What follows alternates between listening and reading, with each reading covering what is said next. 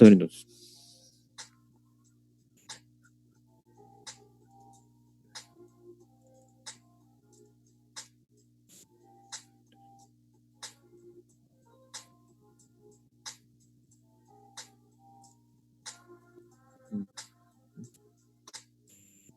Y ahora sí. Ahora sí, vamos a ver. Ya, comenzamos entonces. Bien, veamos primero a la cultura de los griegos. Ha venido bastantes preguntas sobre el aspecto cultural que pertenece al siglo de Pericles. Vamos a ver qué tenemos por acá. Ya, primero que nada, Grecia se encuentra ubicada, bueno, está ubicada en una serie de zonas. Acá en el mapa vemos la península de Balcanes y un poco de Asia Menor. Asia Menor es en la actualidad Turquía. Aunque en realidad Grecia también está por acá, por el sur de Italia y en las islas del mar Egeo. Son 4 zonas en realidad. Balcanes, Isla del Mar Egeo, Asia Menor y sur de Italia. Las zonas donde se ubicaron los griegos con sus ciudades o polis, ¿ya? La ubicación se debe sobre todo a una ubicación comercial. Toda la zona donde están los griegos favorece su desarrollo comercial marítimo. ¿Ya? Es la importancia de su ubicación. Por ejemplo, las ciudades de Balcanes están conectadas a las ciudades de Asia Menor por comercio. O se puede decir en otras palabras que las ciudades de Balcanes se comunicaban con la zona comercial de Mesopotamia a través del Asia Menor. A eso se debe esta ubicación. Bien, ahora, antes de Grecia, hubieron 3 momentos: la cultura cretense, la cultura micénica y el periodo oscuro.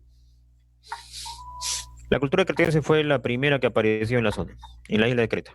Fue una monarquía. La evidencia de esa monarquía está en sus palacios.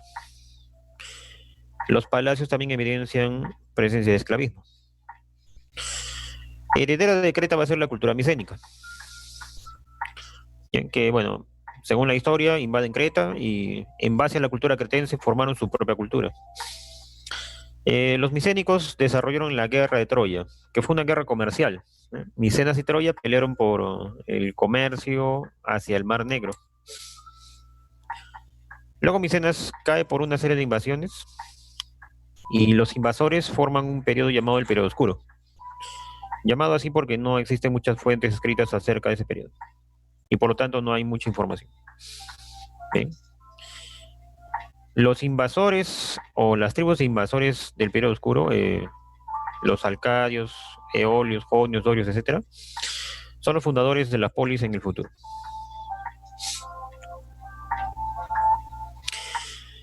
Grecia tiene 3 periodos en su historia: el arcaico, el clásico y el helenístico. Vamos a ver el primero. Periodo arcaico. El periodo arcaico es la época de la fundación de las polis. Recién se están fundando las polis. No olvidar que las polis son ciudades-estado. Le dicen ciudad-estado porque cada ciudad tiene un gobierno específico. Atenas tiene democracia, Esparta tiene aristocracia, Mileto tiene tiranía, Macedonia tiene monarquía y así. Cada ciudad tiene un gobierno específico. Bien, el arcaico también no solamente es una época de fundación de ciudades, sino también de fundación de colonias. ¿Por qué razón en el arcaico se fundan colonias en este primer periodo? Fácil. Cuando no alcanzaban los recursos de las tierras en una polis, la población de una polis tendía a expandirse más hacia el este o más hacia el oeste, buscando nuevos territorios. La fundación de colonias le permite a los griegos también desarrollar su actividad comercial. En un momento vamos a aumentar el volumen. Y ahora sí. Continuamos.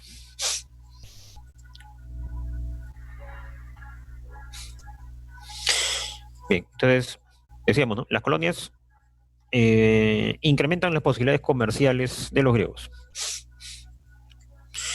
Bien, las colonias también permiten el inicio de una nueva mentalidad.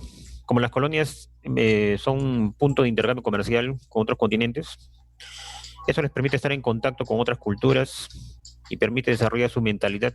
Y por esa razón surge la filosofía en parte por el intercambio comercial entre Balcanes y Asia Menor.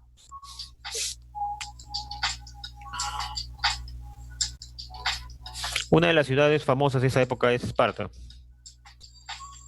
No olvidar que en esa época del arcaico se fundan las ciudades y sus características. Bien, entonces vamos a ver a Esparta primero. La ciudad de Esparta, ubicada en la península del Peloponeso, está en Balcanes. La zona le permitía a Esparta tener una importante agricultura. Es una zona continental, hay tierras fértiles. Políticamente fueron una aristocracia. Aristocracia significa el gobierno de los hacendados. El gobierno de los hacendados. Gobierno de los hacendados. La aristocracia. Bien, la aristocracia fue supuestamente creación de Licurgo, que bueno, es un personaje más que nada mitológico, ¿ya? No es tanto histórico, pero bueno, se le atribuye a él la formación de ese gobierno.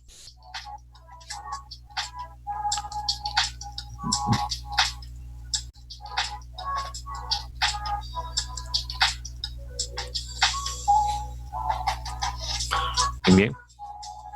Eh, en Esparta siempre se menciona que hay dos reyes, un rey militar y un rey religioso, la diarquía. Bueno, es su forma de gobierno de ellos. ¿Sí? Las clases sociales de Esparta son los espartanos o homoioi, que son la aristocracia terrateniente, y también militares, y también gobernantes, y también ciudadanos.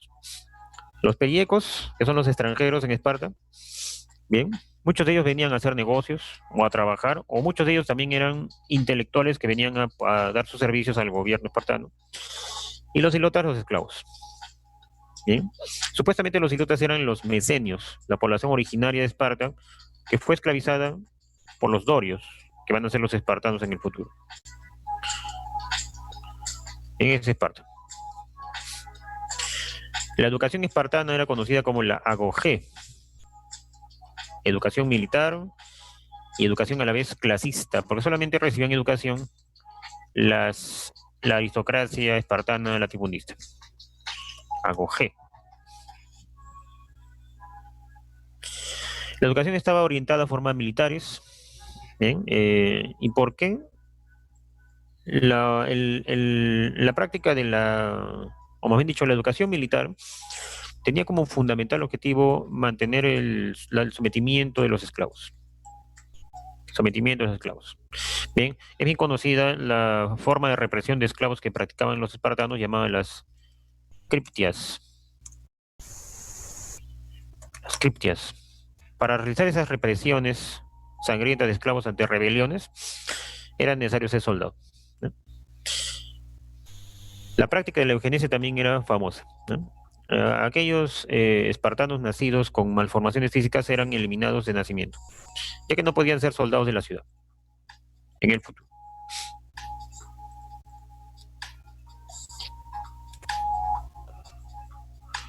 Atenas es otro caso. Atenas llegó a ser la ciudad más importante de Grecia, debido a sus logros económicos y culturales sobre todo. Ubicada en el Ática. El Ática es una zona cuya característica es no tener muchas tierras agrícolas. Había agricultura, sí, pero reducida. Ante eso, los atenienses toman como actividad principal otra actividad llamada el comercio, ya que la península Ática es una zona portuaria de excelente ubicación para la actividad comercial marítima. Si domina el comercio marítimo, entonces podemos llamarle talasocracia. Políticamente, los atenienses tuvieron un gobierno famoso llamado la democracia. Bueno, que acá dice gobierno del pueblo, pero bueno, mejor vamos a corregirlo. Vamos a agregarle algo acá. Bueno, no es tanto gobierno del pueblo. Etimológicamente significa gobierno del pueblo, ¿no? Pero en realidad es el gobierno de los comerciantes, ya que el grupo social de comerciantes fue el que se quedó al final con el dominio de la ciudad. Bien, y los comerciantes inventaron un tipo de gobierno llamado la democracia con el objetivo de, bueno, para lograr sus objetivos. Algo parecido a lo que crearon los burgueses en la Revolución Francesa. La burguesía en la Revolución Francesa creó la República, pero no con la intención de dar derechos a nadie, sino para beneficiarse a sí mismo. Igual aquí. Bien, en Atenas, la democracia tenía formas de protección de su gobierno democrático, el ostracismo. Es bien conocido el ostracismo, ¿no? Expulsar a aquellos que ponen en peligro el desarrollo de la democracia. Sobre todo aquellos personajes que tenían posibilidad de convertirse en tiranos eran expulsados, pero sus propiedades eran respetadas. Mm, Bien, las clases sociales en Atenas, tenemos allá los eupátridas. Bueno, acá en realidad los eupátridas son latifundistas más que nada, ¿no? Los comerciantes son otro grupo, que estarían fuera del grupo de los eupátridas. En fin, los metecos son extranjeros. Los metecos más famosos en Atenas eran los intelectuales. Los metecos más famosos en Atenas son los intelectuales. ¿Ya? Por ejemplo, meteco en Atenas era Aristóteles. Aristóteles no era de Atenas, pero trabajó en Atenas. ¿Y cuál fue el servicio de Aristóteles a Atenas? Elaborar la constitución de los atenienses. Un texto lleno de leyes que ordenaban el gobierno de la ciudad de Atenas. Eso fue hecho por Aristóteles. Otro meteco famoso, extranjero también que trabajó para Atenas, intelectual, fue el famoso eh, ¿cómo se llama este sofista? Pues se me fue el nombre. Bueno, en fin. Otro meteco importante también en esa época era Herodoto, otro intelectual que tampoco era de Atenas, Herodoto de Halicarnaso. Y así, ¿no? Los metecos más famosos en Atenas fueron intelectuales. Ajá, gracias Aldo y Lucía, Protágoras, sí, el sofista. El trabajo que hizo Protágoras para el gobierno de Pericles fue elaborar leyes para las colonias de Atenas. Bueno, y también aprovechaba él para vender su conocimiento al mejor postor. Bueno, y también están los doulios, los esclavos en Atenas.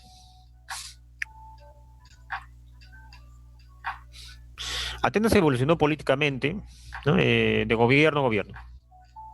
Su primera forma de gobierno fue la aristocracia, gobierno de los hacendados. La segunda forma de gobierno fue la timocracia, gobierno de hacendados y de comerciantes a la vez. Compartieron el gobierno. La tercera forma de gobierno en Atenas fue la tiranía, que fue el gobierno de un grupo de mineros poderosos como Pisístrato, que era un minero dueño de minas de plata en Atenas.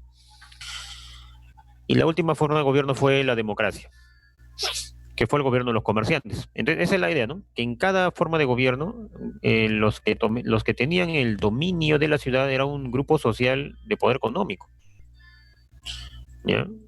La aristocracia, gobierno de los hacendados o latifundistas. ¿Eh? La timocracia, gobierno de hacendados y comerciantes que comparten el gobierno para evitar una guerra civil. Después la tiranía, Pisístrato, mineros de la plata, de las minas de plata de Atenas. Y la democracia ya es un gobierno de dominio de comerciantes nomás. Bien. Es por eso que en cada época, el representante de cada época es un miembro de esa clase social. Dracón era un hacendado que dio leyes severas en favor de su grupo social. Por ejemplo, ¿no? Aquel que le robaba trigo a los hacendados, pena de muerte. Pero no había una ley que decía que aquel que le robara algo al pueblo, pena de muerte, no había. Leyes severas a favor de los hacendados. Después, el gobierno de Solón fue justamente un gobierno donde hicieron reformas, reformas a la aristocracia. Pues. Se hicieron reformas, ¿ya? Para crear un gobierno compartido entre hacendados y comerciantes, para evitar la pelea entre los dos grupos, ¿no? Y también se dieron beneficios a los tetes o al pueblo, los tetes, ¿ya? Para evitar la protesta social.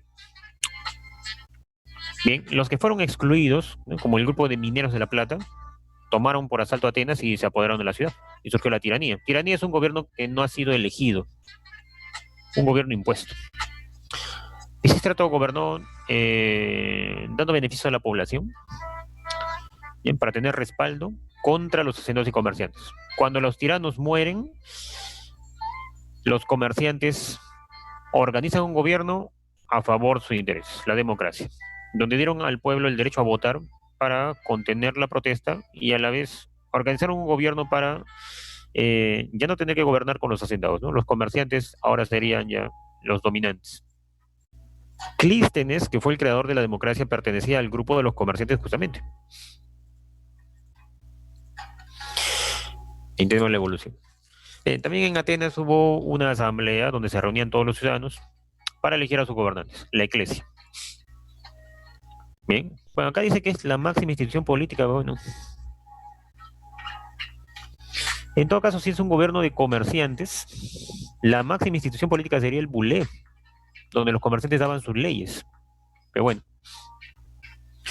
acá preguntan, ¿profesor, hubo monarquía? Pues sí hubo monarquía. La monarquía fue la primera forma de gobierno, cuando las 4 tribus originarias de Atenas recién llegaban a fundar la polis. Y tuvieron monarquía como con la intención de mantener la unidad de las 4 tribus, ¿no? Monarquía, un solo gobernante para los 4, ¿no? Que fue reemplazada después por la aristocracia. Bien, la educación en Atenas fue una educación con varios objetivos. Bien, primero que nada era una educación, una educación ciertamente elitista.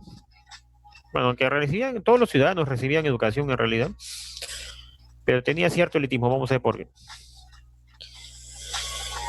Ah, promovía el desarrollo integral de los ciudadanos. Bueno, ¿qué quiere decir? Que se les formaba de manera intelectual, se les formaba de manera intelectual y también de manera física.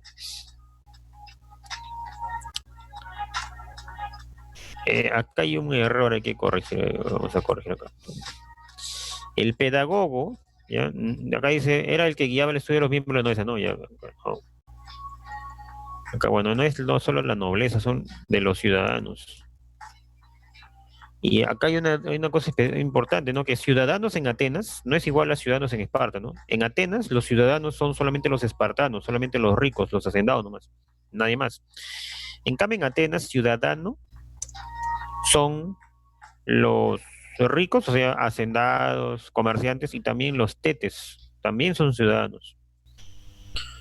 Ya, entonces, bueno, por lo general eran los ricos los que se educaban, ¿no? Pero acá el pedagogo no es el que guía el estudio, en realidad el pedagogo es el esclavo. El pedagogo es un esclavo que guía al niño hacia la casa, ¿no? La casa del educador o del profesor, ¿no? Lo que pasa es que en esa época eh, la educación no es como ahora, ¿no? Que, por ejemplo, acá en el aula virtual, hasta en el aula virtual hay 108 alumnos, bueno, hasta el momento, ¿no? Que puede ser que lleguen más tarde, según la hora que se levante cada estudiante. Eh, en cambio, en la época de Atenas era un profesor y un alumno nomás, ¿ya? No había educación masiva, ¿ya? Es un profesor y un alumno nomás tiene. Un alumno a la vez en todo caso, ¿no?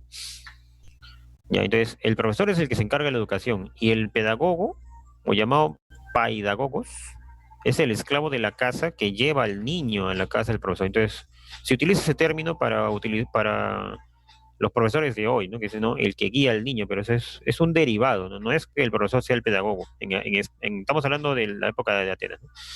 En Atenas, el pedagogo no es el profesor, el pedagogo es el esclavo que lleva y que guía al niño hasta la casa del profesor, ¿no? Nomás que sea derivado ese nombre para los profesores de hoy. Acá preguntan esto, ¿qué tipo de gobierno tenía Atenas cuando se dio las guerras médicas? Democracia. O sea, si retrocedemos un rato, todos estos gobiernos que está viendo acá, ¿ya? Todos estos gobiernos que está viendo acá, se dieron en la época arcaica, en el Perú arcaico, ¿ya? Todos esos gobiernos son del Perú arcaico, ¿ya?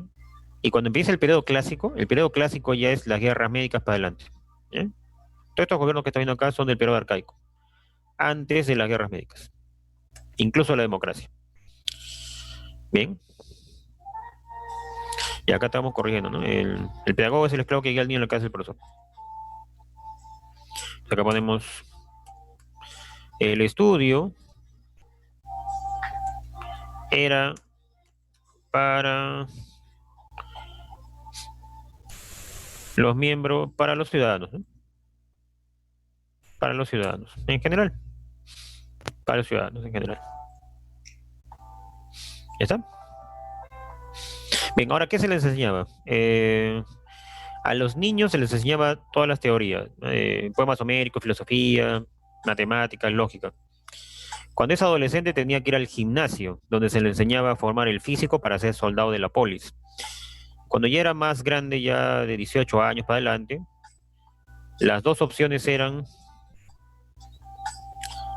ir al Liceo de Aristóteles, ¿ya? O ir a la Academia de Platón. Ya habían dos opciones, donde ya se les formaba para ser gobernantes de la ciudad. Muy bien, así es la educación en Atenas. Muy bien. Eh, a la pregunta, profesor, ¿y el bulé? Claro, sí, estamos mencionando, ¿no? Que, bueno, acá dice que la iglesia es la institución máxima de gobierno, pero bueno, en realidad pasaba lo siguiente, pues, ¿no? Que el bulé estaba dominado más que nada por los comerciantes, mientras que el areópago está dominado más que nada por los latifundistas o hacendados. ¿Ya? Y si va a ser un gobierno de comerciantes, los comerciantes dominaban porque dominaban la ley a través del bulé. El bulé es el poder legislativo, el que da las leyes. Sócrates, ¿ya? Sócrates, bueno, para acá dice, pues soy Sócrates, ya, bueno, ya para afinar la situación, ¿ya? Todos esos personajes, Sócrates, Platón, Aristóteles, en realidad ellos existieron ya a fines y ya después del periodo clásico, ya, ¿no? O sea, bueno, su influencia al menos fue ya del periodo, a fines del periodo clásico, ya hacia el periodo helenístico, ¿no? Si queremos ordenarlo mejor. ¿Ya? Sócrates, por ejemplo, él tiene influencia con sus ideas, ¿no? Con la mayéutica y todo eso, y fue asesinado o fue ejecutado con la cicuta ya después del periodo clásico, ¿ya? ¿Quiénes son los tetes? El pueblo, sector popular, que tenían derecho a votar en la iglesia, por ejemplo, por eso le dicen democracia. ¿A todos se les forma como gobernantes? No, solamente a los más ricos. Al liceo y a la academia solamente entraban los que podían pagar, pues. Los tetes ya no entran. Pero sí todos recibían formación en el gimnasio, porque no, si quiero soldados para la polis, no solamente voy a formar soldados con los ricos, pues. ¿Qué viene a ser la iglesia? La Asamblea General de todos los ciudadanos de Atenas. La Asamblea General de todos los ciudadanos de Atenas. Lo que le llamaban apela o asamblea en Esparta, donde solamente entraban los ricos. A la asamblea le llaman iglesia en Atenas, donde entran todos los ciudadanos, ricos y pobres, todos. Bien, seguimos. Ahora entramos al periodo clásico. En el periodo clásico se dan las guerras médicas. Bien, es esto, la guerra entre los griegos y los persas. La causa de la guerra es, por un lado, el expansionismo persa, ¿sí? Y apoyo de los atenienses a sus ex colonias. Bueno, acá faltaría un mapa para entenderlo. Pero bueno, la idea era la siguiente, bueno, hay una zona que ambos quieren, bueno, la zona que ambos querían dominar, tanto griegos como persas, es Asia Menor. Esa es la causa de la guerra, bueno, el Asia Menor. En el Asia Menor estaban las ciudades de Mileto, Corinto, Éfeso. No, perdón, Éfeso, Corinto, Esmirna. ¿Ya? Corinto está en otro lado. El que domine Asia Menor se queda con la zona comercial. ¿Ya? Los griegos querían Asia Menor. Ahí estaban las ex colonias de Atenas. Y los persas también querían Asia Menor, ¿no? Por eso fue la guerra. Fueron 3 guerras médicas y el resultado lo obtienen los griegos, dirigidos por Atenas, que formó una alianza de ciudades llamada la Liga de Delos. Liga de Delos. Hay que recordar que los griegos nunca se unían para nada, siempre vivían de manera autónoma. Pero para poder vencer en esa guerra tuvieron que formar una alianza, una liga. Bien. Al final es Atenas el que se queda con el dominio comercial de la zona de Asia Menor.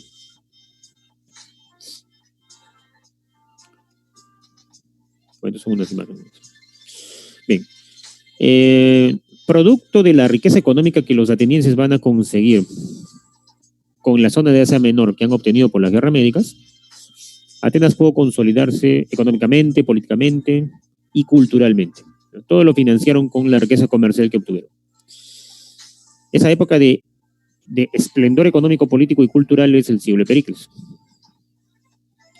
Acá preguntan, ¿de qué se trata la Liga de Delos? La Liga de Delos es una unión, es un conjunto de ciudades o polis que se unieron en torno a Atenas, en la isla de Delos, por eso le dicen Liga de Delos, unión militar para expulsar a los persas del territorio griego. Acá preguntan, ¿cómo fue la rebelión de Mileto? La rebelión de Mileto fue simplemente lo siguiente. Cuando los persas invadieron Asia Menor, invadieron y sometieron a las ciudades griegas de Asia Menor. Entre ellas estaba Mileto. Como los griegos en general siempre buscan conservar su autonomía, la ciudad de Mileto inició una rebelión militar para liberarse del dominio persa. No olvidar que en Asia Menor había una ciudad persa que controlaba toda Asia Menor llamada Sardes. Entonces los griegos de Mileto se alzan en rebelión. Ahora, no se alzaron solos. Recibieron la ayuda militar, tanto marítima como terrestre, de Atenas, que envió soldados para ayudar a Mileto. Bien. Entonces la rebelión fue así. Ahora no solamente se rebelaron, sino que destruyeron la ciudad de Sardes, la capital persa en Asia Menor, la capital de la satrapía persa. Es por eso que fue tan relevante esta rebelión. Bueno, no solamente es una rebelión de Mileto, sino que están participando otros griegos de Balcanes, como Atenas, y no solamente eso, sino que destruyeron Sardes incluso. Por eso la preocupación persa de derrotar a los griegos. Esa fue la rebelión de Mileto.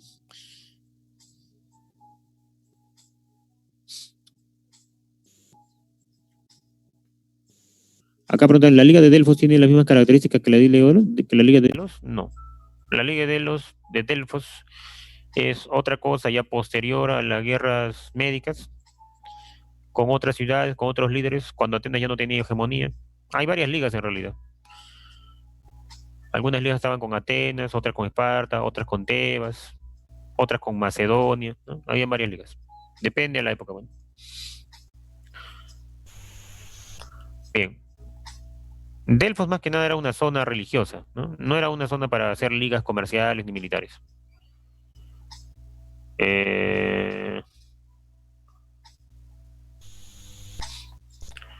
Auge económico, el siglo de Pericles, y auge político y cultural. En el siglo de Pericles se consolida la democracia, bueno, en parte porque tenían el dinero para proteger a su gobierno con un ejército en mar y tierra. Bien, en esta época se financió o se mantuvo económicamente a muchos intelectuales, ¿no? Bueno, estaba acá Herodoto. Tucídides en realidad es después del siglo de Pericles, no, no es del siglo de Pericles, es después del siglo de Pericles. Acá está la cosa que decíamos, ¿no? Sócrates y Platón no son del siglo de Pericles, son después. Sócrates es después, Platón es después también. Pero lo suelen considerar porque, bueno, son los más famosos, ¿no? Pero son después. El filósofo que sí es del siglo de Pericles es Demócrito. Otro es Protágoras. Ellos sí son del siglo de Pericles. Ya, bueno. Se promovió bastante el teatro. El teatro tenía como objetivo no solamente la catarsis, no solamente eso, sino tenía como objetivo también difundir los valores de la ciudad, ¿no? La autonomía de la polis, los valores de la democracia. Por ejemplo, cuando se daban obras teatrales, el gobierno de Pericles hacía lo necesario para que asista a la población, los tetes, ¿ya? Incluso el gobierno hasta pagaba las entradas, porque esto costaba, se pagaba la entrada de ingreso al teatro a la población con la intención de que el teatro se vea lleno y refleje que la ciudad de Atenas tenía, ¿no?, valores democráticos, ¿no? Incluso el arte, ¿no? El teatro era para todos, pues, ¿no? Entonces se llegaba a eso, ¿no? Incluso a pagar las entradas a la población para que vaya. Por eso se dice que el teatro reflejaba los valores de la polis, en este caso la democracia, ¿no? ¿Para qué construían edificios en la Acrópolis de Atenas? Allá, los edificios de la polis de arriba, de la polis de la Acrópolis, son puros templos eso. Ya que los atenienses y todos los griegos eran muy religiosos, ¿no? Ponían sus templos arriba. La Acrópolis cumplía varias funciones. La Acrópolis era una zona de defensa. Por ejemplo, si había invasiones, la población se defendía desde la Acrópolis, desde arriba. Si había alguna inundación o alguna catástrofe climática, también se refugiaban en la parte de arriba de la Acrópolis. Y la Acrópolis también estaba en la parte alta y se construían grandes templos ahí como símbolo de prestigio. Bueno, los edificios inmensos que habían arriba en la Acrópolis se veían desde lejos. Entonces tenía varios objetivos. Bien, bueno, representantes del teatro, Esquilo, Sófocles, Eurípides, ¿no? Y también estaba no solamente la tragedia, ¿no? Porque acá hay pura tragedia, también estaba la comedia, ¿no? Aristófanes también hacía obras de comedia de las ranas, las nubes, con la intención de hacer burla o crítica a través del humor del gobierno de Pericles. Bueno, ahí están los dioses griegos que, bueno, eso lo sabemos por literatura.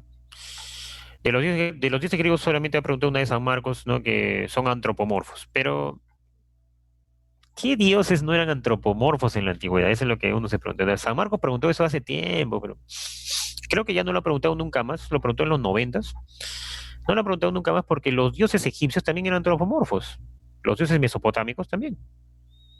Los fenicios también. Los dioses romanos también.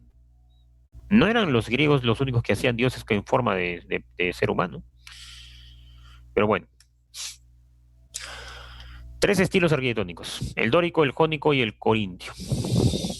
Acá hay algo importante. El dórico es el estilo arquitectónico original de los griegos. ¿Eh? Es un estilo simple, geométrico nomás. Acá pregunta, profesor, ¿es necesario aprenderse los nombres de los dioses? No. Pero por cultura general, ¿quién no sabe cómo se llaman? Bueno, ¿quién no sabe cómo se llaman los dioses? ¿Y cuál era su función? Bueno, cultura general. Eso es algo son cosas que hay que saber así por cultura general. Pero no vienen a misión, no te preguntan, ¿no? ¿Quién era la diosa de la cacería? No, no creo que te pregunten así.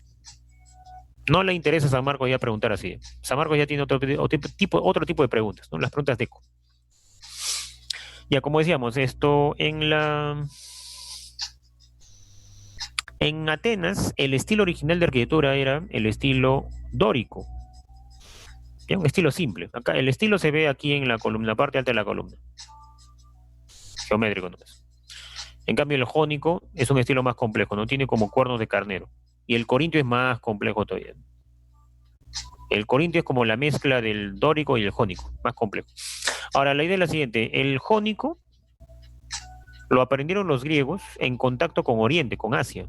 En el contacto comercial no solamente aprendieron a desarrollar la filosofía, sino también aprendieron la escultura y también aprendieron la arquitectura. El jónico es producto de la influencia de la arquitectura persa en los griegos.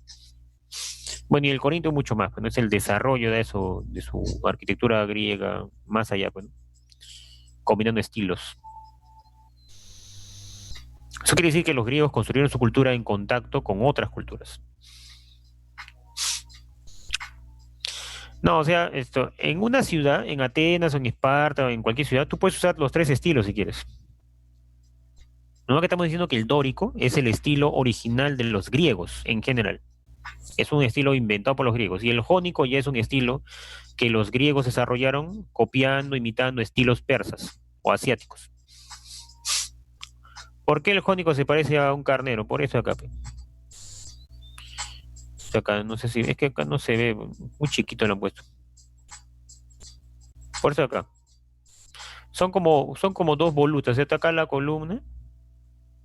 Acá mejor, ¿eh? Está acá la columna griega. Y acá tiene como dos bolas así. Pero pongo acá una y acá otra, ¿no? Parece cuerno de carnero. Son dobladitos. Por eso. Bien. Ahora, bueno, ahí está el templo de Zeus. Bueno, este supuestamente era una de las 7 maravillas del mundo antiguo, ¿no? Ese templo no existe, no fue destruido. En la escultura. En la escultura, los escultores tenían un objetivo: exaltar la belleza ideal. Y la belleza ideal se consigue respetando la proporcionalidad de las partes del cuerpo humano. En la antigüedad se creía, bueno, se solía creer que el número 7 era el número de la perfección, el número de la, un número así, ¿no? Esto, que indicaba, ¿no? La perfección, ¿no? Cosas así. Entonces, los escultores dividían el cuerpo humano en 7 partes, ¿ya? Entonces eran como decir, ¿no? 7 séptimos el total, ¿no? Y cada parte del cuerpo tenía que tener un tamaño respecto a la talla total, ¿no? Por ejemplo, la cabeza era un séptimo de la talla, ¿no? La séptima parte de todo, ¿no? El brazo era, acá 1, 2, 3, 3 séptimos. Ya, pues si tú haces el brazo 2 séptimos, te va a salir mal, bueno, un bracito cortito, ¿no? El tórax, ¿no? Era, ¿no? Esto, como decir, ¿no? 2 séptimos y medio, bueno. La pierna era prácticamente la mitad, ¿no? Era 4 séptimos, un poco más de la mitad y así. Cada parte del cuerpo tenía una medida en función a la talla total. Si respetas esas proporciones, te va a salir bien, bueno, así como el Doríforo de Policleto, o el Discóbolo de Mirón, o la Venus de Milo. Ponete la Venus, acá lo han dejado en preguntas. Y no ha sido el que ha dejado en pregunta acá. Ya bueno, vamos a completar en todo caso. Ay, ay, ay, ay, ay, ay, ay, ay, ay, ay. Vamos a ver. Se borra. Vamos a ponerlo acá. Esta no es la Venus de Milo, esta es la Afrodita de Nido.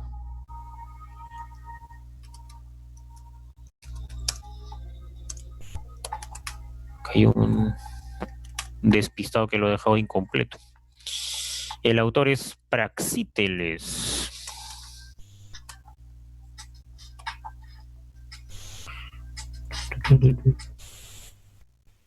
Ya, ahorita lo completa muy bien.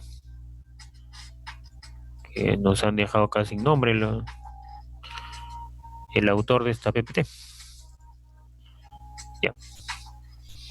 Ahora, bueno, también hacían olimpiadas los griegos, ¿no? Es famosas sus olimpiadas. Y ahora, dentro de la época clásica, el periodo clásico termina con la guerra del Peloponeso, que es la guerra entre griegos. Bien. ¿Por qué era tan importante el número 7? Como te digo, lo consideraban un número mágico, un número referido a la perfección, a los dioses. ¿Eh? Todas las culturas lo veían así. Mesopotamia, en Grecia, en Egipto, así lo veían. ¿Con qué intención hacían Juegos Olímpicos? Ah, ya, pues, como su nombre lo dice, pues, Juegos Olímpicos es un culto a los dioses del Olimpo, por eso Juegos Olímpicos, donde los griegos mostraban el resultado de su entrenamiento y justamente el cuerpo humano, no solamente en la escultura, sino el cuerpo humano después del entrenamiento mostraba también la belleza ideal o trataba de acercarse. Esa es la razón de por qué jugaban sin ropa, jugaban desnudos las Olimpiadas, mostrando el ideal de su belleza, ¿no? Bueno, ya en carne y hueso. Las Olimpiadas era un culto al Zeus olímpico, o sea, al Zeus del Olimpo, bueno, del Monte Olimpo. Así, ese era un culto religioso, ¿no? Lo que para nosotros es deporte. La guerra del Peloponeso fueron guerras entre Atenas y Esparta, pero bueno, así lo pregunta San Marcos, ¿no? Entre Atenas y Esparta, pero no es solamente entre Atenas y Esparta, es una guerra total entre griegos. Y más todavía, ¿no? Podemos decir que la guerra del Peloponeso fue en realidad una guerra entre los griegos contra Esparta. Porque piénsalo, siempre que alguien amenaza la autonomía de los griegos, siempre que alguien quiere someter a los griegos por alguna razón, los griegos se unen para luchar contra ese alguien. La primera vez que hicieron eso fue contra Persia. ¿Ya? Los griegos se unieron contra los persas y derrotaron a Persia y mantuvieron su autonomía. Después los griegos se van a unir contra Atenas, porque Atenas estaba dominando excesivamente a muchas polis, a través del comercio, a través de la intervención de Atenas en los gobiernos de otras ciudades. ¿Ya? A Atenas le gustaba colocar gobiernos democráticos en otras ciudades para tener conexión con ellos. Entonces estaba interviniendo en la autonomía de las polis, comercialmente, políticamente. Por eso los griegos se unieron para derrotar a Atenas y lo lograron. No más que se suele ver a la guerra del Peloponeso como la guerra entre Atenas y Esparta, pero no es tanto así. Algo como Estados Unidos, claro. Bien. Después se dice, pugna contra la hegemonía, pugna por la hegemonía en Grecia, pero bueno, en realidad es contra la hegemonía de Atenas. El resultado, claro, es el triunfo de Esparta, con ayuda de la Liga del Peloponeso y con la ayuda de Persia también. Persia ayuda a Esparta. La consecuencia de esto va a ser la crisis de las polis griegas después de tantos años de desgaste económico por tanta guerra. Bueno, acá dice, en Atenas se produce la tiranía de los 30, el gobierno de los 30 tiranos. ¿Eso qué cosa es? Cuando los espartanos derrotaron a Atenas, destruyeron o eliminaron la democracia, que es el gobierno de los comerciantes. O sea, la idea es que cuando se da la guerra del Peloponeso, ya es una guerra contra el dominio de los comerciantes atenienses. ¿Ya? Es el dominio, esa es la guerra contra el poder de los comerciantes de Atenas. Entonces, cuando Esparta derrota a Atenas, lo primero que hace Esparta es eliminar el gobierno de los comerciantes en Atenas, la democracia, y poner en Atenas una aristocracia de hacendados similar a la de Esparta. A eso le llaman la tiranía de los 30. Bien. Ahí estaba, ¿no? Se acaba la hegemonía de Atenas. Esa era la lógica, ¿no? Cada vez que en Atenas, o que en Grecia, perdón, se veía en peligro la autonomía de las polis se unían y derrotan al que pone en peligro la autonomía, ¿no? Lo hicieron con Persia, lo hicieron con Atenas, y así. Después viene el periodo helenístico, que es la época de la expansión. Liderado por la ciudad de Macedonia, con el rey Filipo y después su hijo Alejandro Magno, ¿ya? Ahí hay que recordar, ¿no? El rey Filipo lo que hace es primero derrotar a todos los griegos para obligarlos a unirse. ¿Y por qué Macedonia pelea contra los griegos y los obliga a unirse en la Liga de Corinto? La unidad era necesaria para poder afrontar la lucha contra los persas que querían intentar otra vez invadir a Grecia. Cuando Filipo muere asesinado en su propia ciudad, toma el gobierno su hijo Alejandro Magno. Alejandro en Macedonia en realidad, ¿no? Es que hace Alejandro, utiliza la Liga de Corinto que creó su padre, que es la unión de todos los griegos, para invadir el imperio persa, ¿no? Cosa que logra. Bueno, el profesor de Alejandro fue Aristóteles, ¿no? En fin, la batalla donde vence a los persas es la batalla de Gaugamela, o batalla de Gaugamela. En fin, el imperio persa se extendió hasta la India. Acá vemos el mapa, ¿no? Grecia, Asia Menor, Egipto, la zona del cercano oriente hasta la India. Bien. Ahora, ley de la siguiente. Acá la cultura griega con la cultura persa oriental empiezan a sufrir una fusión. ¿Ya? Entonces esa fusión entre cultura oriental y occidental es el helenismo. Le dicen helenismo porque a los griegos, su nombre verdadero de los griegos es helenos. El nombre verdadero de los griegos es helenos, ¿no? Griegos no.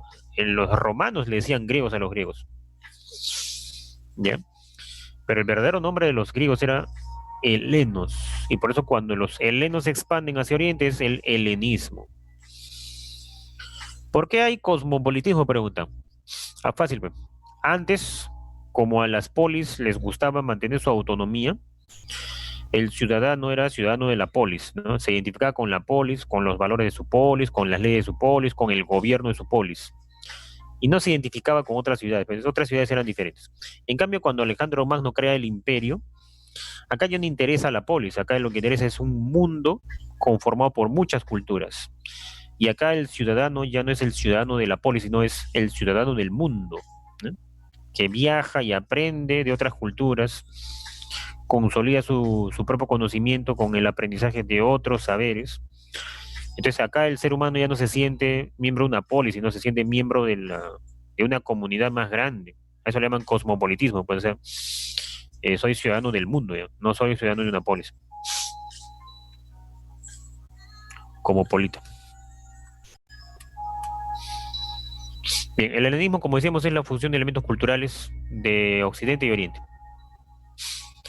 Bien, Alejandría va a ser una de las ciudades que refleje eso. Alejandría es una ciudad fundada por Alejandro el Magno en Egipto, que va a concentrar a los intelectuales del mundo helenístico.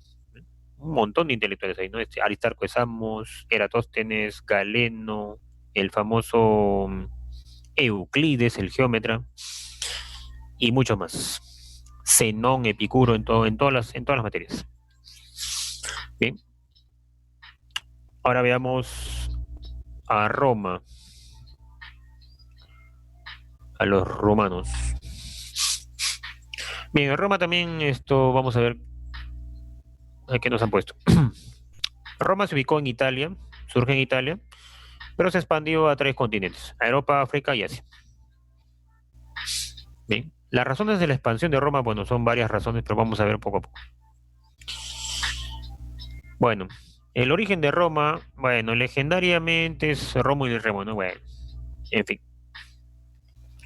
Pero el verdadero origen de Roma, el verdadero origen histórico, es una migración de pueblos, los pueblos latinos, que llegaron desde Oriente de Europa hacia Italia buscando tierras. Bien, no olvidar que los romanos recibieron bastante influencia de dos culturas, de los griegos y de los etruscos. Los etruscos son un pueblo que vivía al norte de Italia, y los griegos, bueno, los griegos ya sabemos de dónde vienen. Magna Grecia es el sur de Italia, donde ya hemos dicho en antes, ahí vivían los griegos también, por ejemplo, la ciudad de Corinto, la ciudad de Siracusa. ¿Qué pasaba en el Perú al mismo tiempo? Bueno, se estaba desarrollando el formativo y el primer desarrollo regional al mismo tiempo que Roma se desarrolla en Europa. La sociedad romana. La sociedad romana está compuesta por patricios y plebeyos y esclavos. Acá no debemos olvidar que también hay un grupo de poder económico llamado los ecuestres, muy importantes en la historia de Roma, los llaman ecuestres. Si los patricios son hacendados, los ecuestres serán comerciantes. ¿Eh? Y la pugna entre patricios y ecuestres va a generar grandes problemas en Roma más adelante. Bien. Habían algunos grupos también llamados los clientes y los libertos. Los libertos eran los esclavos liberados, obviamente, ¿no? Y los clientes eran en realidad patricios que se empobrecían y se ponían al servicio de otro patricio para salvar, o sea, económicamente. ¿Ya? O sea, cuando un patricio caía en quiebra económica, porque había muchos patricios que perdían su riqueza por apostar su riqueza en el hipódromo o circo romano, cuando un patricio perdía su riqueza, como el patricio era educado, tenía conocimiento, había recibido educación, se ponía al servicio de otro patricio, ¿no? Administrando sus haciendas, sus tierras. Y el patricio le daba protección, lo mantenía, bueno, a cambio de que él administrara, de que lo asesorara. Es el cliente. ¿En qué se diferencian los patricios de los secuestres? Los patricios son hacendados, los fundadores originales de Roma. En cambio, los secuestres habían sido antes plebeyos, pero que se fueron enriqueciendo por el comercio.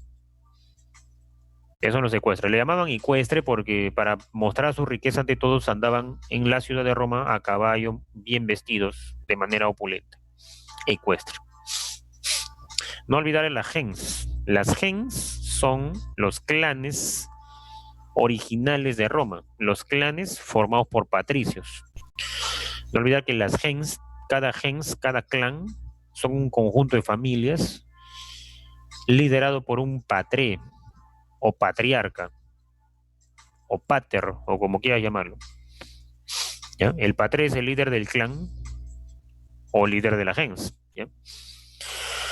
Son los grupos originales que fundaron Roma, integrado por patricios. No olvidar que los patres son los más ricos y más influyentes en Roma, líderes de la gens, y los patres también son los que integran el Senado. Los patres son los que integran el Senado. Por eso le llamaban Senado, el grupo de los senectos o ancianos o patres.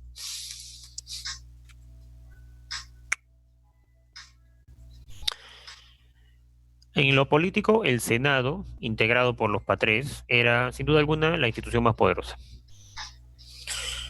Era el que aprobaba las leyes, ¿no? El que tiene la ley en sus manos es el que tiene el máximo poder.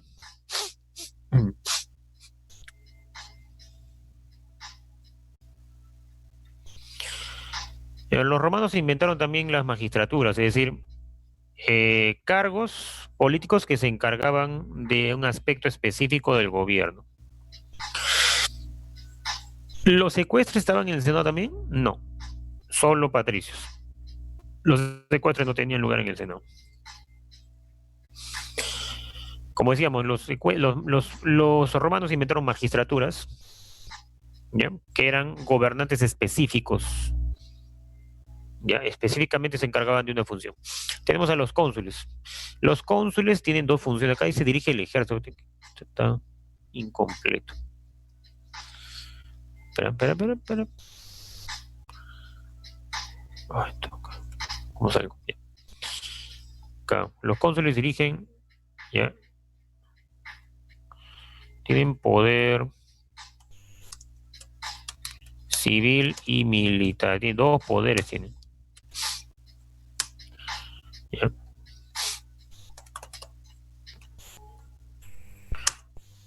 Ya está. Ahora sí. Los cónsules son como los presidentes de Roma.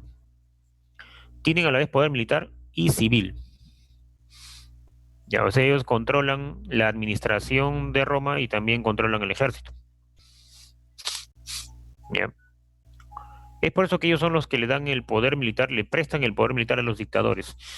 Los pretores son los jueces, los ediles son como los alcaldes de la ciudad de Roma que mantienen los edificios, la cloaca máxima que es el desagüe de la ciudad de Roma, muralla, los templos, etcétera. Son como los alcaldes.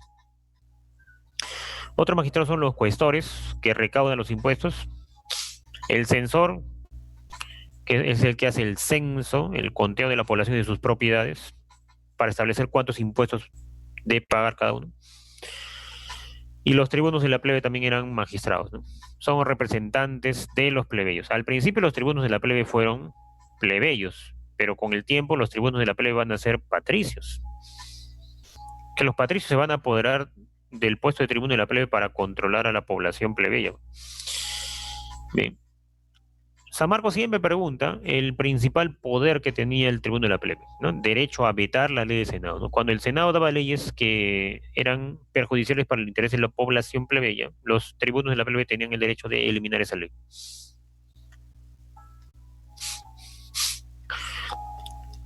Algunas manifestaciones culturales de Roma. La Vía Apia, que era una de las carreteras que conducían desde provincias hasta la capital de Roma. El Arco del Triunfo, que son expresiones militares del Imperio Romano, del Imperio. Y también habían intelectuales, ¿no? Literatos como Virgilio, Horacio, Ovidio, e historiadores como Tito Livio y Suetonio. El arte, en la cultura romana se basa en la cultura griega, obviamente.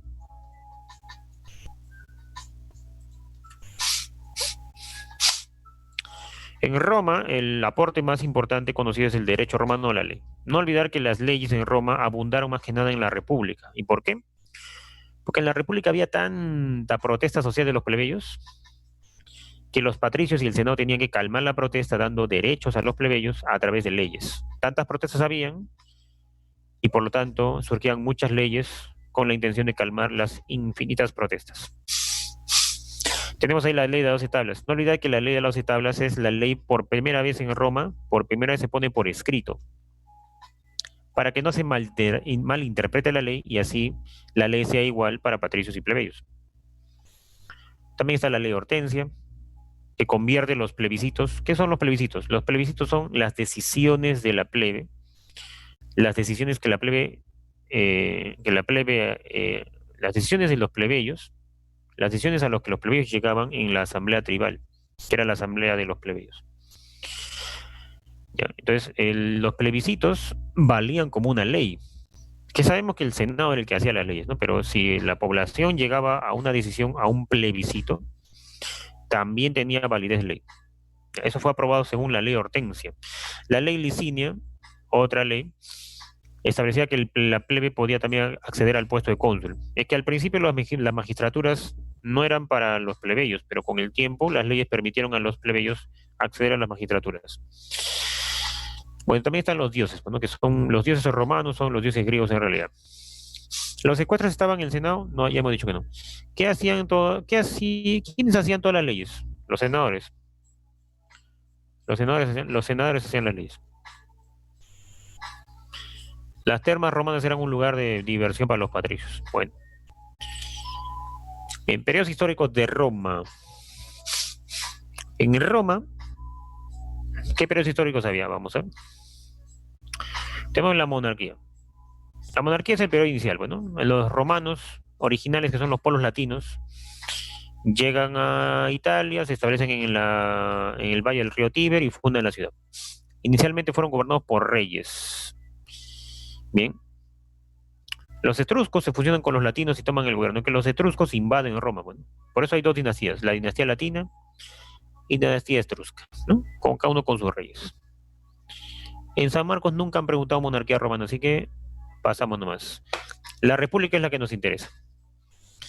La república es la época en que los patricios han cambiado su forma de gobierno, ya no quieren monarca porque las monarquías tienden hacia la tiranía. Lo que pasa es que cuando hay monarca, el monarca concentra demasiado poder. Y eso restaba derechos a los patricios. Por eso los patricios se deshicieron de la monarquía y pusieron una república. En la república ya no va a haber monarca que someta a los patricios, sino en la república va a haber un senado donde los patricios van a estar representados, porque ya hemos dicho que el senado son 300 miembros, 300 senadores, y los senadores son los patres. O sea, si están ahí la mayoría de patres, los patres van a representar el interés de cada gens o cada clan patricio. Entonces eso es mejor que estar dominados por un monarca tirano. Por eso cambiaron el gobierno, la república. Bien, la república es la época del dominio de los patricios a través del Senado. Bien, ¿y qué va a pasar en la república? Ya, por ejemplo, las guerras púnicas. Bueno, las guerras púnicas fueron una guerra entre Roma y la ciudad de Cartago por el dominio del Mediterráneo occidental. Bueno, no te van a preguntar las batallas de Canas, de Sama, no, no te van a preguntar eso. Acá lo esencial es, ¿por qué se da la guerra? Por el control comercial del mar Mediterráneo. ¿Quién gana? Roma. ¿Cuál es la consecuencia de eso? Empieza la gran expansión marítima y territorial de Roma. Ya que no solamente se va a llevar Roma el Mediterráneo occidental, sino también se va a llevar todo el norte de África, que era una fuente de trigo, y también se va a llevar España, que es una fuente de plata, de minas de plata, y también se va a llevar un poco de Francia, y las islas del Mediterráneo occidental.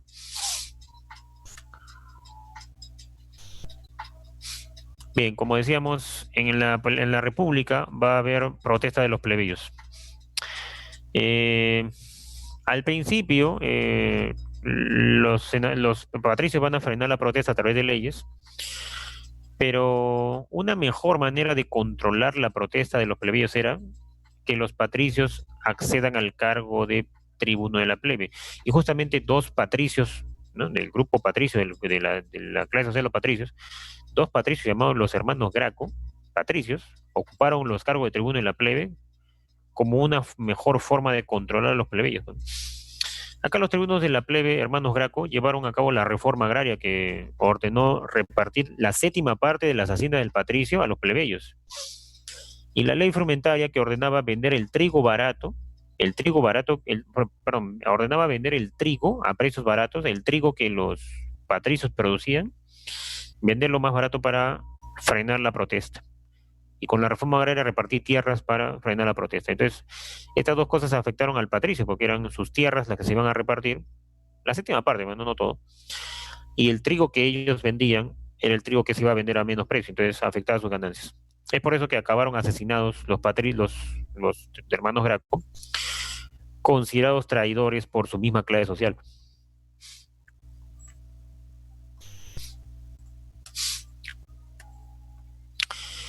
También en esa época hubo rebelión de esclavos, ¿no? Por ejemplo, la rebelión de Espartaco, que fue la más famosa y la última también. ¿Ya? ¿Fracasó por qué? Fracasó por división. Lo que pasa es que Espartaco, esa es justamente la gracia de la historia, ¿no? En la historia, en el conocimiento histórico, se suele ocultar ya en las rebeliones, bueno, se suele ocultar a los más radicales, ¿no? Para que ese recuerdo se olvide para siempre. Y se suele rescatar en la historia, ¿no? A los más suaves, a los más tibios, digamos, ¿no? como parecía así, se rebeló por la libertad, ¿no? Pero hasta ahí nomás. Por ejemplo, en la rebelión de Espartaco, el más radical, o sea, el que quería exterminar, dar fin y exterminar a los patricios explotadores, era uno de los aliados de Espartaco llamado Crixos, que propuso invadir la capital, mientras que Espartaco dijo, no, mejor vámonos de Roma, no hay que huir nomás de Roma. Entonces, más radical que Espartaco era Crixos, que acabó muerto. Bueno, Espartaco al final murió, pero esa división del grupo de los esclavos hizo fracasar la rebelión.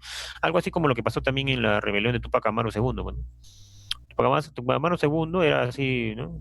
Es una rebelión tibia, ¿no? Pues, él luchaba por sus intereses económicos, ¿no? Por sus intereses de clase social rica, ¿no? De cacique. La rebelión popular radical, ¿no? Contra los españoles era la rebelión de Tupac Katari, ¿no? Que casualmente no es tan recordada por la historia como la de Tupac Amaru, ¿no? Incluso a Tupac Amaru lo pintan como libertador de indígenas, ¿no? Y era todo lo contrario. Bueno, y así hay un montón de ejemplos. Eh, Acá preguntan ok, ¿para qué querían vender el trigo barato?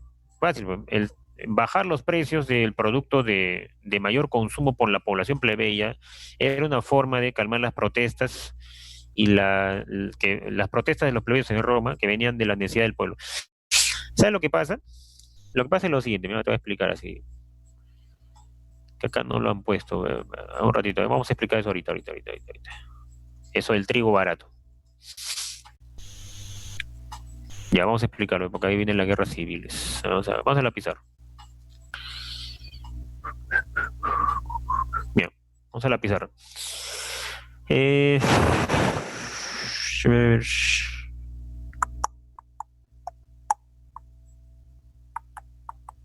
¿Sabes cuál era la gracia de la República? Ya, pues la República tiene una lógica, bueno, ¿y cuál era? Vamos a ver. Nomás que acá no lo han puesto, bueno, el autor de este material se ha olvidado, creo.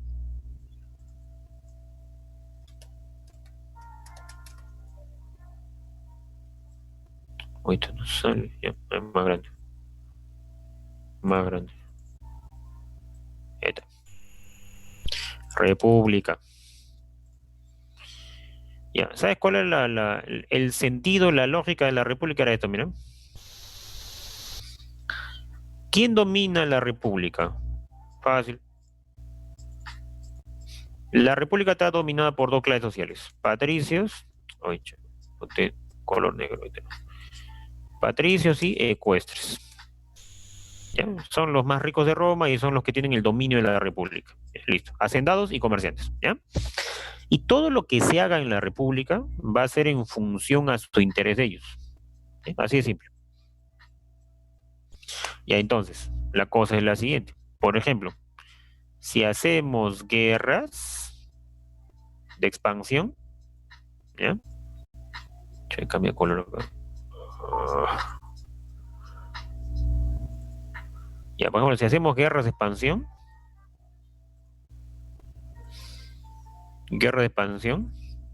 las guerras de expansión tienen que ser a favor de los patricios y los secuestres. Y justamente fue así, pues, porque cuando se dio guerra de expansión, ¿no?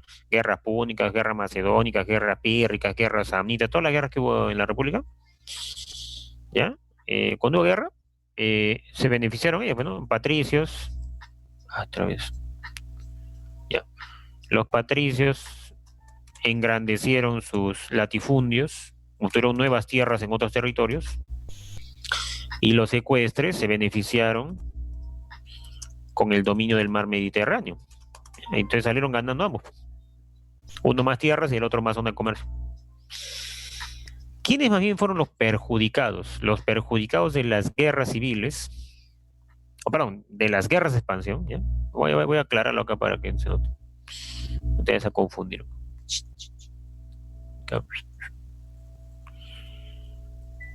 Estas guerras de expansión. Ya, ahí está. Los beneficiados de la guerra de expansión son los ricos, ¿no? Patricio Cuestres. Los perjudicados con la guerra de expansión son los plebeyos. ¿Ya? ¿Por qué? Porque los plebeyos son los soldados. de la guerra y como soldados fueron reclutados para largas campañas que duraban 4 o 5 años. Entonces, consecuencia, cuando los plebeyos volvían de la guerra, perdían sus tierras, pierden sus tierras. Que los plebeyos tenían tierras, claro, tenían tierras gracias a la ley licinia que había sido dada años atrás, les permitía acceder a la tierra.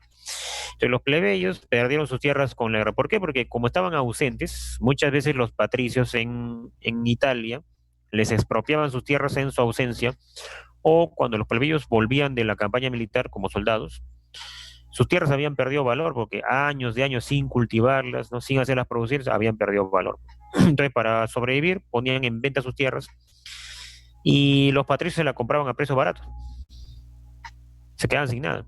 Por eso muchos plebeyos migraban a las ciudades buscando trabajo, limosna, se volvían una masa pobre, ¿no? Y eso por las guerras de expansión que hicieron las clases ricas. Entonces los plebeyos culpaban ya a las medidas del gobierno republicano, dirigida por patricios obviamente, culpaban a los patricios de haber hecho guerras que los dejaron en la pobreza, mientras que los ricos se habían enriquecido más. Y es por eso que empiezan estos momentos de protesta en Roma. Entonces, ¿qué hacemos? Dijeron los, esto, los patricios. Para calmar la protesta hay que establecer un medio de control. Y un medio para controlar a los famosos plebeyos fue haciendo que los mismos patricios sean nombrados tribunos de la plebe. Claro, lo que pasa es que en Roma habían asambleas donde se hacían votaciones para elegir a los magistrados, ¿ya? Entonces, los famosos patricios hicieron lo posible para ser elegidos tribunos de la plebe, ¿ya? Y así dar medidas a favor de los plebeyos para evitar la protesta y así salvar los intereses de los patricios en realidad. Entonces, esos eran los hermanos Graco, bueno, la respuesta a esa protesta plebeya. Y ahí lo que preguntaban ustedes, ¿no? Una medida que dieron los hermanos Graco fue la ley frumentaria. ¿Y la ley frumentaria qué cosa fue? Establecer precios baratos del trigo para que pueda consumir el plebeyo y así frenar su protesta. Pero una medida así populista.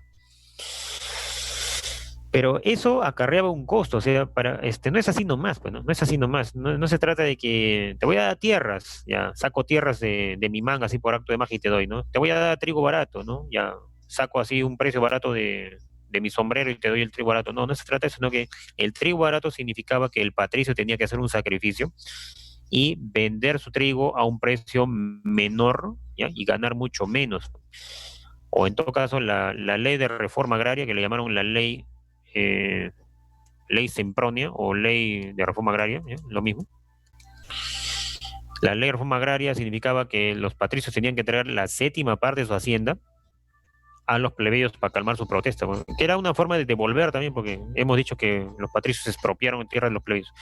Entonces, los patricios, sobre todo los más ricos que eran los senadores, no querían ceder ni un centímetro de su poder, ¿ya? Pero eso era necesario, ¿ya? Para evitar la protesta plebeya, bueno, que la gente, el sector rico ceda una parte de su poder al pueblo para frenar la protesta. No había otra, pues no vas a sacar riqueza de la nada, bueno. Pero los patricios más ricos, bueno, esto hasta hoy en día se da, ¿no? La gente más de mayor poder económico se negó rotundamente a ceder un ápice de su poder y por eso vio a los hermanos Graco como traidores, porque yo te he dicho que los hermanos Graco son patricios también, ¿ya? Y por eso los asesinan los mismos senadores, bueno, a los Gracos. Ya, a esto súmale, ay, ay, ay, a esto súmale que los esclavos también protestaban por la explotación, pues. La explotación en las haciendas de Italia era pues una explotación salvaje. Se rebelan los esclavos, se rebelan los plebeyos, entonces, ¿ya? Y encima, ¿ya? Pasó lo siguiente, bueno, que tú bien sabes que cuando hay dos grupos de poder económico en una misma sociedad, estos grupos de poder económico van a luchar entre sí por el poder político. O sea, en otras palabras, acá tenemos a los patricios, grupo de poder económico, y a los secuestres, grupo de poder económico. Los patricios y los secuestres empiezan a luchar entre sí por el gobierno de la república. ¿Ya? Y esa competencia por el gobierno lleva a los patricios y a los secuestres a las guerras civiles. ¿Ya? Se pelean entre clases sociales ricas. ¿Ya? Guerras civiles. Ya, entonces esos tres, los hermanos Graco, ¿ya? La rebelión de los esclavos y las guerras civiles entre ricos, esos tres constituyen un momento de crisis de la República Romana. La República Romana entra en crisis justamente por estos tres problemas. Protesta de los plebeyos, ¿ya? Que se vio reflejada en la historia de los hermanos Graco, la protesta de los esclavos y las guerras civiles entre ricos. ¿Ya? Entonces, por estos tres problemas la República se fue en picada. Ya, pues viéndolo así, entonces regresamos acá pues a la diapositiva esta de acá. Ya, guerras civiles, ¿no? Ya. Bueno, hubo tres guerras civiles. Mario contra Sila, Pompeyo contra Julio César y Octavio contra Marco Antonio.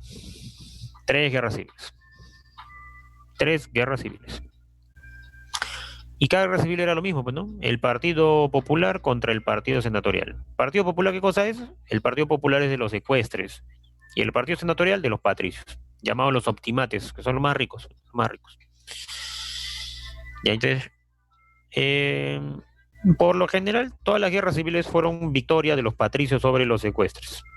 ¿Ya? En la primera guerra civil gana Sila, ¿no? Partido de los patricios senadores, senatorial, partido senatorial. Y por acá se formaron los triunviratos también, por acá. Los triunviratos. Los triunviratos eran el intento de frenar la guerra civil, o sea, hacer un trato, pues, ¿no? Por ejemplo, ahí vemos, bueno, en el primer triunvirato, Craso, Pompeyo y Julio César haciendo un trato para evitar una guerra civil, bueno. ¿Cuál fue el trato? Compartir el gobierno. Hay que compartir el gobierno entre los tres para evitar una guerra. Al final no funcionó, pues, ¿no? Al final Pompeyo y Julio César acaban en una guerra entre sí. Julio César gana. Julio César es representante del partido de los populares, de los secuestres, y se convierte en dictador. ¿Qué quiere decir eso?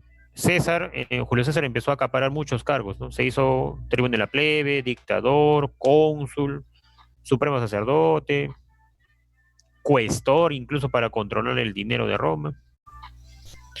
Ya, como Julio César se hizo dictador con todos los poderes, el Senado, queriendo cuidar su supremacía, lo asesina. Esa es la razón de por qué lo asesina, porque quería ponerse encima del Senado, como si fuera un monarca.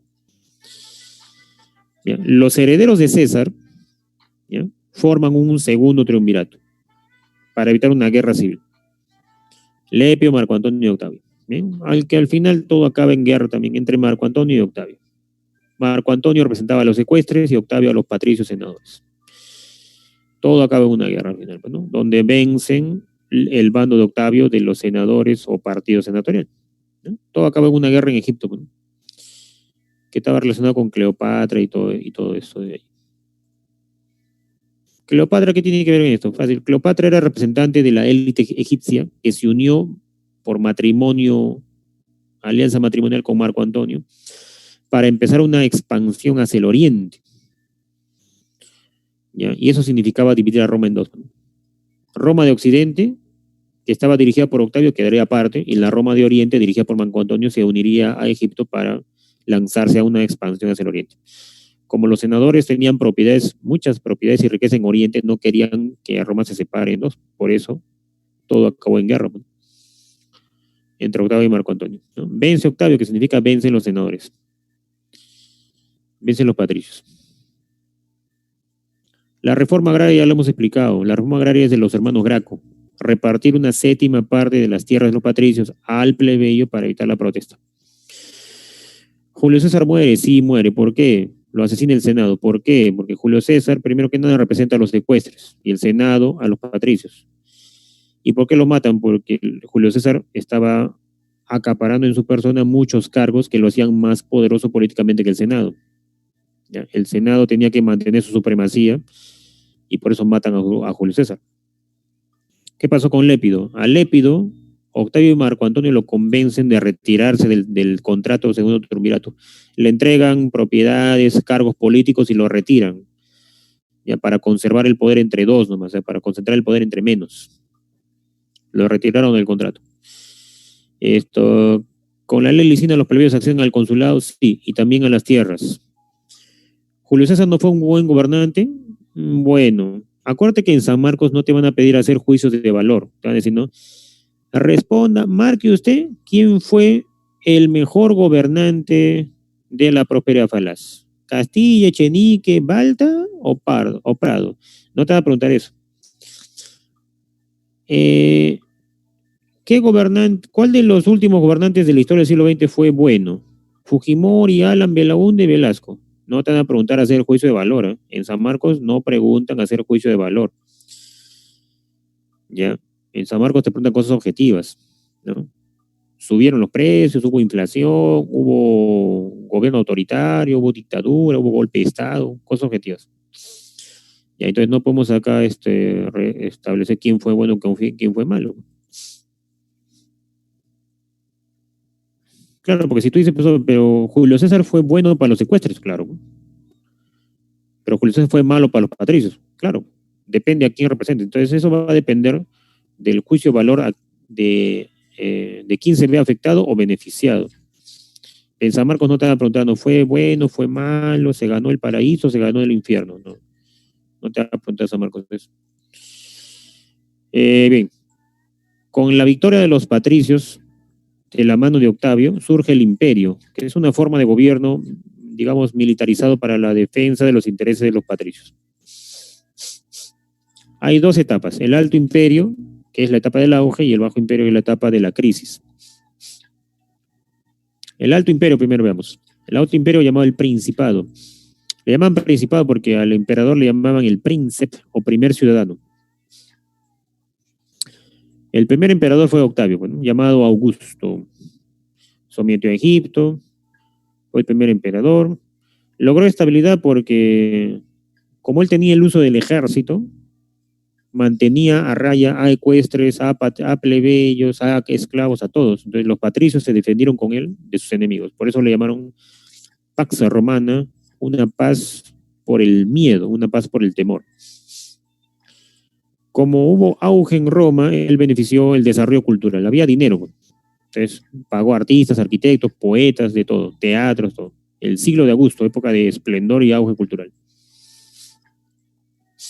Otros emperadores de esa época fueron Tiberio, que fue sucesor de Octavio. En esa época murió Cristo. Bueno, si es que existió también, porque eso está, que yo sepa, no está comprobada la existencia de Cristo.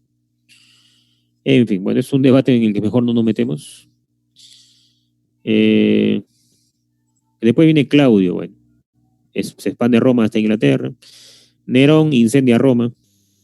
¿Por qué? Porque el objetivo de Nerón era destruir los viejos edificios de Roma para construir una nueva ciudad de Roma con edificios más grandes de administración acorde al crecimiento del imperio. Bueno, toda ciudad es así, ¿no? Por ejemplo, Lima, a partir de los años 2005, 2010 más o menos, en Lima empezaron a haber un montón de destrucción de pistas, de viejos edificios. ¿Por qué? Porque se tenía que construir la nueva Lima, bueno, el tren eléctrico, los bypass de, por ejemplo, el Codo Norte, de Javis, de Metro, de Plaza Norte, de Infantas. Entonces había que construir de todo, pues se destruyó un montón de partes de Lima para construir la nueva. Por ejemplo, el Metropolitano, ¿cuántas zonas de Lima hay que había que destruir para construir el Metropolitano? Destruir la vieja ciudad para construir la nueva. Entonces eso quería hacer Nerón, nomás que se le ocurrió incendiar Roma para lograr su objetivo, destruir la vieja Roma y construir la nueva. Bien. Vespasiano construye el Coliseo. El Coliseo era un método de dominio de los plebeyos también, a través del juego, a través de los juegos sangrientos. Trajano, ¿quién es? Trajano fue el que logró la máxima expansión de Roma hasta Mesopotamia. Calígula, ¿quién era? Calígula era era sucesor de Tiberio, ya que bueno, tuvo un gobierno también bastante caótico, ¿no? Porque bueno, se mencionaba que era insano mentalmente. El incendio fue adrede, claro, fue a propósito. Caracalla fue el emperador que estableció la Constitución Antonina, o sea, estableció ciudadanía para todos los habitantes del imperio. Es que la ciudadanía solamente antes era para los que vivían en Italia nomás. Y si eras ciudadano, ¿ya? Tenías derecho a votar, pero también tenías un deber, que era pagar impuestos. Entonces, con la intención de recaudar mayor cantidad de impuestos, Caracalla dijo, pues, que sean ciudadanos todos los habitantes del imperio, no solamente los de Italia, y así podemos recaudar más impuestos. Eso es Caracalla. Ahí está el Coliseo Romano. Son los gladiadores. Bueno. El emperador Tito.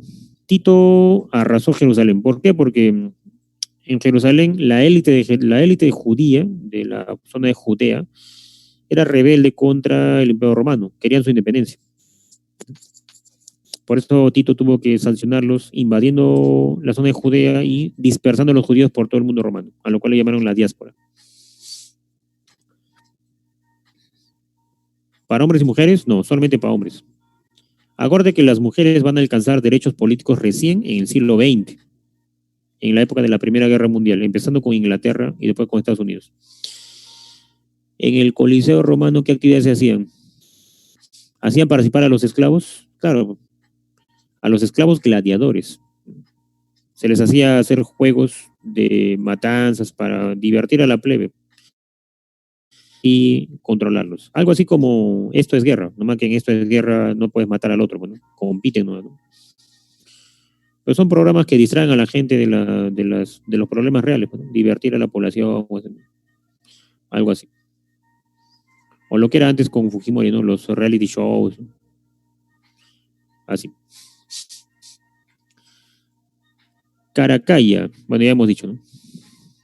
Trajano también hemos dicho. Después viene el Bajo Imperio. El Bajo Imperio le llaman el dominado, en la época de la crisis. Le dicen dominado porque el emperador va a ser conocido como el dominus, o señor absoluto. Esta es la época de la crisis. Y para que haya crisis en el Imperio Romano tiene que haber problemas internos y externos. ¿Cuáles eran los problemas internos a Roma? Fácil, ¿no? Problema interno número 1, caída de la producción económica. Problema interno número 2, protestas de esclavos. Bueno, no había rebeliones de esclavos, sino que los esclavos eran escasos. ¿Y por qué los esclavos eran escasos? Porque ya no había guerras de expansión, pues desde Trajano, que fue el último emperador en expandirse, ya no había guerras de expansión y por eso ya no había más fuente de obtención de esclavos. Entonces, por eso la escasez de esclavos generaba reducción de la producción. Problema número 3, pugnas entre familias de patricios. Ya hemos dicho que los patricios son familias, clanes, ¿no? Y entre clanes, entre familias se peleaban por el gobierno romano. Entonces, por eso que habían bastantes asesinatos de emperadores en esa época, ¿no? Y eso generaba crisis, ¿no? Porque cada vez que era asesinado un emperador por conspiración, empezaba guerras civiles entre patricios para ver quién iba a ser el siguiente emperador, y eso debilitaba a Roma. A estas causas internas, agrégale la externa, que es la invasión de los bárbaros. Ya, los emperadores más famosos, Diocleciano, estableció la tetrarquía. ¿La tetrarquía qué cosa era? 4 emperadores, 2 Césares y 2 Augustos. Un Augusto de los 2 en la frontera, peleando, y otro Augusto en la capital, administrando. Si el Augusto era asesinado por conspiración, el César asumía inmediatamente el cargo de Augusto. El César era el reemplazante de Augusto, o sea, para que no haya vacío de poder. Después Constantino. Constantino funda Constantinopla, una ciudad que está en lo que fue antiguamente la colonia de Bizancio, una colonia de Atenas, una colonia específicamente ubicada entre Europa y Asia para el contacto comercial. Constantino también promulga el Edicto de Milán.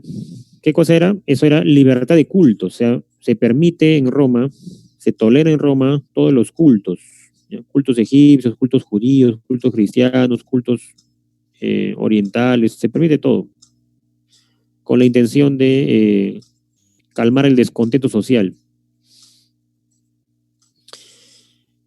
El concilio de Nicea, ¿qué cosa es? Concilio de Nicea, los concilios son reuniones, ¿ya? De los cristianos, ¿no? Bueno, hasta las últimas, hasta hace pocos años también había concilios, en el siglo XX más o menos. Ya, el concilio de Nicea fue, digamos, el primero de ellos, donde los líderes de la iglesia cristiana, apoyados por el emperador Constantino, empezaron a organizar la iglesia romana, las creencias, la primera Biblia, las autoridades de la iglesia, todo fue organizado ahí. ¿Ya? Y muchas de esas cosas todavía se mantienen. Bueno, la Biblia que crearon los romanos se mantiene todavía. Bueno. También tienes una Biblia en tu casa. Las creencias, ¿no? Como la Trinidad, ¿no? Que Dios es Padre, Hijo y Espíritu Santo, todavía se mantienen. Posiblemente tal vez seas católico o tal vez no. Entonces todo eso se estableció en Nicea y esas creencias las siguen teniendo los cristianos de hoy. Bien. Teodosio fue el que dividió Roma en dos. ¿Por qué se da la división de Roma? Por falta de recursos. No había recursos suficientes para mantener a todo el imperio. En todo caso, en la zona que sí tenía recursos era el imperio de Oriente, porque tenía contacto comercial con Mesopotamia. En cambio, el imperio de Occidente no tenía recursos porque se veía reducido sus zonas de producción por la invasión de los bárbaros. Teodosio también promulgó el edicto de Tesalónica, que convierte al cristianismo en religión oficial. O sea, al final el cristianismo dominó a Roma, al imperio romano, porque se hizo la religión hegemónica, la más difundida, la más aceptada por la población. Bueno, sobre el cristianismo podríamos hablar un montón de cosas, ¿no? Pero bueno. El último emperador de Roma de Occidente fue Rómulo Augusto, que cayó en manos de los bárbaros, específicamente de los érulos, en el año 476, mientras que el imperio romano de Oriente sobrevive como Bizancio. Bien, bueno, ahí tenemos. Ya, ahora vamos a las preguntas del boletín. Pero antes de ir a las preguntas, a ver, acá está, estas son las preguntas, ya está.